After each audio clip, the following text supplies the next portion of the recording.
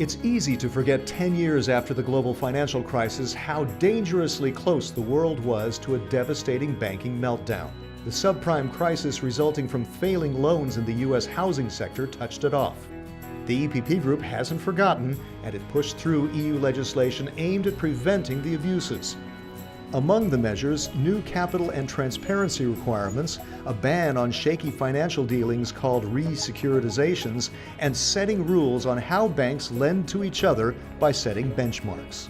The EPP Group's Brian Hayes, Vice Chair of the Committee on Economic and Monetary Affairs, says regulating securitisations was crucial.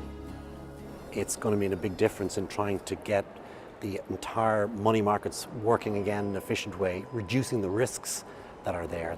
Repackaging different grades of debt, AAA with high-risk junk debt, was what sparked the crisis in the U.S. in 2008 and spread globally like wildfire.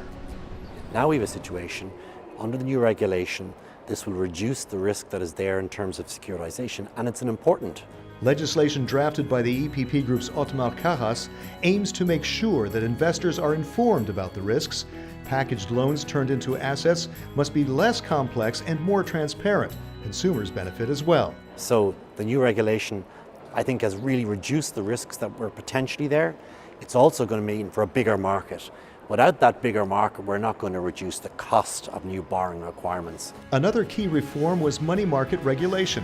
Hayes was the EPP Group's lead negotiator for the legislation. It's on capitalization, on supervision. They're the key building blocks for a proper banking union. We were the main instigators in looking for these kind of pro-consumer reforms. We never ever want to go back to the great financial crisis and the kind of cowboy attitude that roamed around some European banks. The money market legislation imposed safeguards such as strict daily and weekly liquidity requirements and diversification limits to ensure that banks can cope with market shocks and the potential risk of a run or panic sell-off.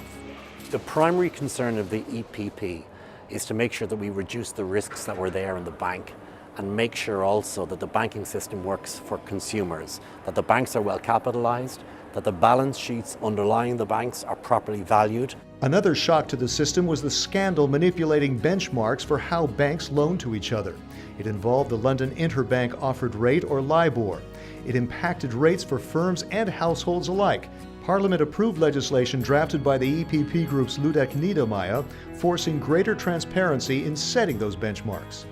One of the reasons the financial crisis happened is that we had no means of benchmarking the banking system, the lending system, and capital in general. We now have that under the new benchmarking proposal. It means we have a kind of a common system of deciding what's good credit, what's good asset, a bad asset. The aim of all these measures to make sure that your savings remain safe and that taxpayers' money is not used to bail out failing banks. It's anyone's guess when the next big financial shock will come, but MEPs like Brian Hayes are more confident Europe is prepared with a common EU approach.